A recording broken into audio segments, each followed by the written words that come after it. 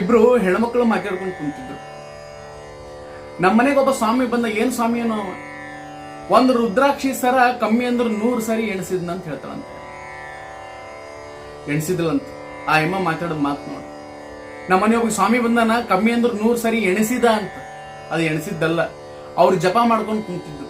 ಅವ್ರು ಜಪ ಮಾಡ್ಕೊಂಡು ಕುಂತ್ರ ಈ ಹೆಣ್ಮಗಳು ಹೇಳ್ತಾಳ ಎಣಿಸಿದ್ರಂತ. ಅಷ್ಟೊಂದು ಸರಿಯಾಗಿ ಎಣಿಸ್ಬೇಕಾಗಿತ್ತು, ನಾವೇನ್ ಕಳು ಮಾಡೋರಿದ್ದೀವೇನು? ನಮ್ಮ ಯಜಮಾನ್ರಿಗೆ ಹೇಳಿದ್ರಂತ 100 ಸರ ತಂದು ಕೊಡಿಸಿದ್ರು ಅಂತ. ಅರ್ಥ ಮಾಡ್ಕೋಬೇಕಲ್ಲ, ಅದೊಂದು ಧಾರ್ಮಿಕ ವಿಧಿ, ದೋಷವನ್ನು ಸರಿಪಡಿಸುವಂತಹದ್ದು, ಶುದ್ಧ ಮಾಡುವಂತಹದ್ದು. ಇದು ಅರ್ಥ ಮಾಡ್ಕೋಬೇಕಲ್ಲ. ಅದನ್ನು ಕೇಳದಂತ ಇನ್ನೊಬ್ಬ ಹೆಣ್ಮಗಳು ಹೇಳ್ತಾಳಂತ, ನಿಂದಿನೂ ಪಾಡದ ನಮ್ಮನಿಗೆ ಒಬ್ಬ ಸ್ವಾಮಿ ಬಂದಿದ್ದ. ಏನು ಸ್ವಾಮಿ ಏನೋ ಅವ, ತಾಟನಾಗ ಒಂದು ಅಗಲ್ ಬೀಳಾರ್ದಂಗ ಕಮ್ಮಿಂದ 100 ಸರಿ ತೊಳೆದು ಕುಡ್ದ ಅಂತ ಹೇಳ್ತಾಳ.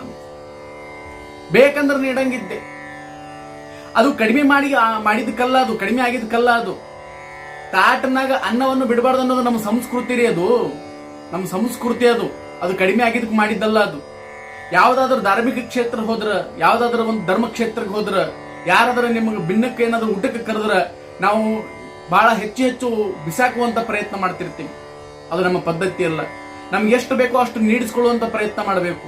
ಹೆಚ್ಚಿಗೆ ನೀಡಿಸ್ಕೊಳ್ಳುವುದು, ಕಡಿಮೆ ಸ್ವೀಕಾರ ಮಾಡೋದು, ಉಳಿದಿದ್ದು ಚೆಲ್ಲೋದಿದೆಯಲ್ಲ, ಅದು ನಮ್ಮ ಸಂಸ್ಕೃತಿ ಅಲ್ಲ.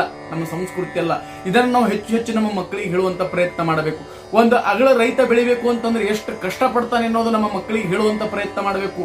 ಕೆಲವೊಂದ್ಸಲ ನಮ್ಮ ಮಕ್ಕಳಿಗೆ ಹೊಲ ಗದ್ದೆಗಳಿಗೆ ಕರ್ಕೊಂಡು ಹೋಗುವಂತ ಪ್ರಯತ್ನ ಮಾಡಬೇಕು. ಅಲ್ಲಿ ಬೆಳೆಗಳ ಬಗ್ಗೆ ಹೇಳ್ತಿರ್ಬೇಕು. ನೀವು ಕೆಲಸ ಮಾಡದಂತ ನಿಮ್ಮ ಬೆವರಿನ ಹಣೆ ಅವರಿಗೆ ತಾಗುವಂತ ಪ್ರಯತ್ನ ಆದಾಗ ಮಾತ್ರ ನಿಮ್ಮ ಮಕ್ಕಳು ಈ ದೇಶಕ್ಕೆ ಒಂದು ವ್ಯಕ್ತಿ ಆಗ್ತಾರೆ, ಒಂದು ಶಕ್ತಿ ಆಗ್ತಾರೆ. ಇಲ್ಲಾಂದ್ರೆ ಮಾರಕವಾಗುವಂತ ಪ್ರಯತ್ನ ಮಾಡ್ತಾರೆ. ಹಾಗಾಗಿ ನಾವು ಅನ್ನವನ್ನು ಬಹಳಷ್ಟು ಸಂರಕ್ಷಣೆ ಮಾಡುವಂತ ಪ್ರಯತ್ನ